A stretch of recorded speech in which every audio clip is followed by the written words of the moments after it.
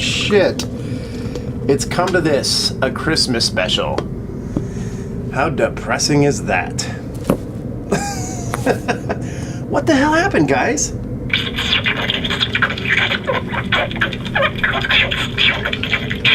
I know, Handsome Dan. I'm as concerned as you.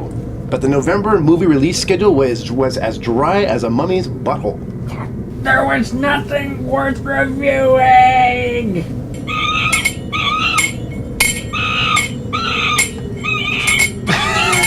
Yes, I know internet critic, but I just couldn't bring myself to watch Interstellar. I just don't want to see Huckleberry Hound in outer space for 2 hours. To my father, who I know is up there right now, with a big pot of gumbo. He's got a lemon meringue pie over there. And I didn't feel like getting beat over the head by Epic for 2 hours by the ham-fisted Christopher Nolan. Jeez, what happened to that guy? What did happen to that guy? I actually know the answer to that. I think he started believing his own hype. Never believe your own hype. You won't have to worry about us doing that. Because we don't have any hype to believe. Oh, yeah. This is supposed to be a happy show. Anyway, I'm Larry Dicko, and this is Fuckface, and you're watching Dicko's Evil Movie Reviews Shit I Watched on Netflix. Christmas edition!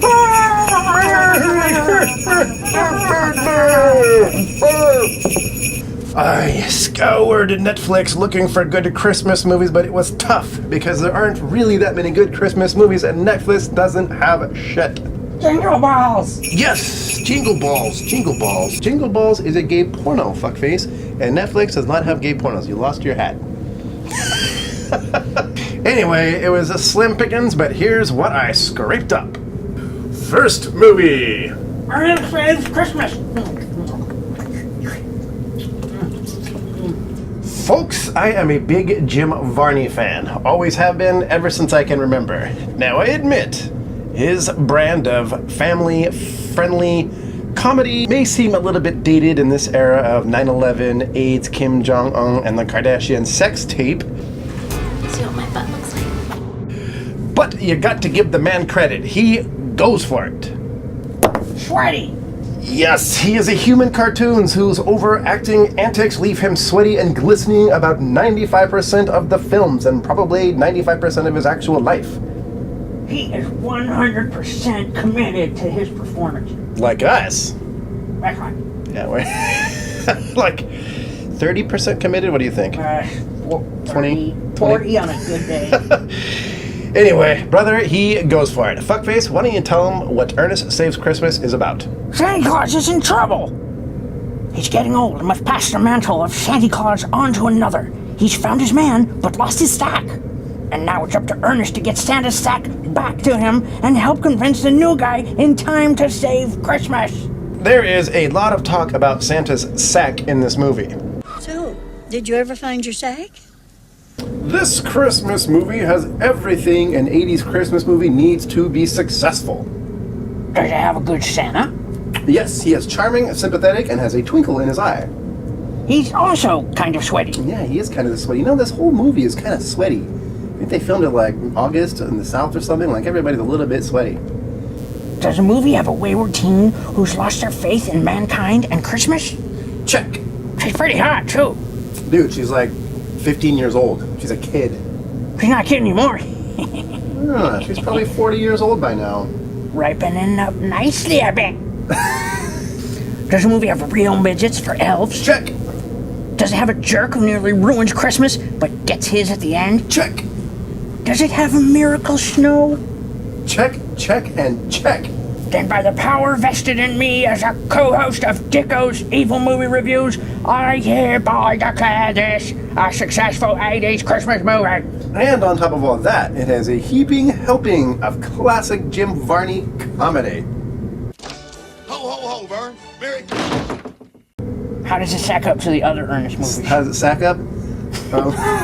Ernest Goes to Camp is, of course, the best. It's the first, and Jim Varney in his prime. Second is Ernest Scared Stupid, mainly because it co-stars Eartha Kitt and has some fantastic, super gross rubber troll monsters in it. I'd put this one third, followed by Ernest Goes to Jail, followed by Ernest Goes to Africa, Ernest Rides Again, Slam Dunk Ernest, and then finally Ernest in the Army. Is he still making movies? No, unfortunately, his last work was Ernest Goes Into the Ground when he died in 2000. R.I.P., sir. And thank you for saving Christmas. Know what I mean? And for our next film, Jack Frost. Fuckface, you want to tell them what Jack Frost is all about? Nah, not really. Yeah, I don't blame you. It's a tale of a maniac killer who gets secret government chemicals spilled on him and fuses with the snow, becoming a living snowman who kills people. Yep. Yep. In all honest, folks, this movie fucking sucks. It is barely watchable. The jokes are dumb, the snowman looks terrible, the dialogue is blah, the characters are boring, the acting's awful, the pacing's rotten, tons of shitty fake snow. The whole thing plays out like a Hallmark Christmas movie. A badder than normal Hallmark Christmas movie. But It does have a snowman fucking a chick in a bathtub. it has that. And a couple of other funny murder scenes, and kind of an exciting climax. So yeah, I'd say put this on as background TV while you're opening your Christmas presents with your family.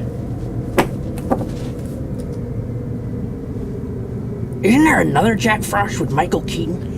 There is, and it's a super schlocky Christmas movie about a kid's dad who dies and becomes a snowman. Both with the same name? Isn't that weird? In fact, even the DVD covers look kind of similar.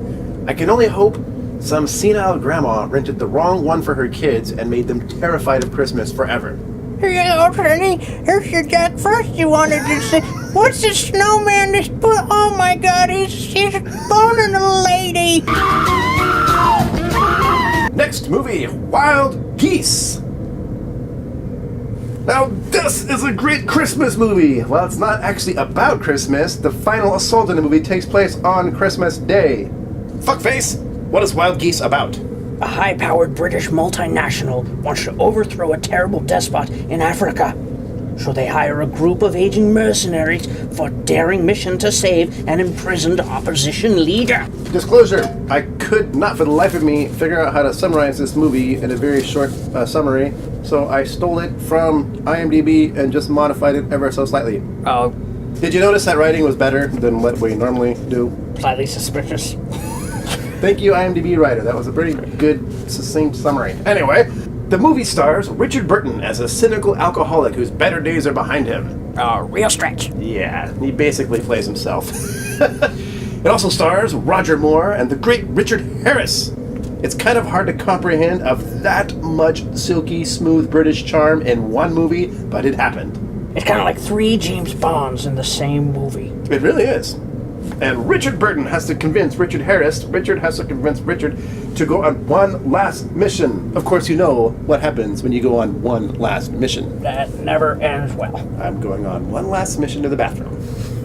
Aside from those 3, the movie is overflowing with great British character actors, including the hilarious Queenie! Yes, Witty, aka Queenie. He's the gay medic in the movie who steals the show in every single scene he is in, and he is fucking hilarious. Screaming faggot! Move it before I saw up your arsehole! Oh, God in her infinite wisdom would never ordain that. Is there anything funnier than a middle-aged gay Brit? No, there's not, especially in the 70s. I also love the way his character is handled. It's not political. They're not trying to teach you a message of acceptance. He's just fucking gay, and that's all there is to it. And everybody accepts him. There's no trace of prejudice in the entire movie. I wish more characters were handled like that, more gay characters. And the funniest line in the entire movie is about him. What do you suggest we do, surrender? I'd rather have Witty treat my hemorrhoids. The movie has an excellent script filled with memorable dialogue and hilarious one-liners being delivered by 3 guys who could make describing the contents of the refrigerator sound amazing. And it's not all guts and guns. The film deals with a variety of weighty subjects like racism, apartheid, the process of aging, the morality of being a mercenary, the horrors of war, government corruption, and more. That's some deep stuff. And the action is fucking awesome. Big budget battles with tons of shit being blown up, including people, especially people. I think they must have had like 200 scenes of a stuntman running, jumping on a trampoline right after an explosion, then flipping and flying around through the air. I mean, it's quite a sight. There's one nail-biting scene after another, which culminates in an incredible climax. Action in movies just doesn't get much better than this. And it takes place on Christmas Day. Speaking of Christmas, I got you a Christmas present. Yay! My first present to you is a poke in the balls with this sharp candy cane. Whoop. Aww. No, seriously, I did get you something. I got you something too. Hold on. Let me look in Santa's sack here. Aha! I got you this nice Christmas sweater that I found in a trash can. Oh, yeah! Smells a little bit like poop. Okay. Let's put it on him. Oh man, looks great. That's a great sweater. It looks perfect fit and everything. Oh, man, cool. I got something for you. Oh, wow. Wow, Kitten Party DVD. It's hot stuff. Thanks, man. I will totally masturbate to this later. Thank you. Oh, man, no problem, man. Merry Christmas. Merry Christmas. Everyone. Merry Christmas! Merry Christmas! Merry Christmas! Merry Merry Christmas! Christmas! Have a great evil Christmas, everyone! Merry Christmas to you! Merry Christmas! Merry Christmas! Have an evil Christmas, kids! Oh, I almost forgot your Christmas present. How about a nice, sharp stick in the eye, kid?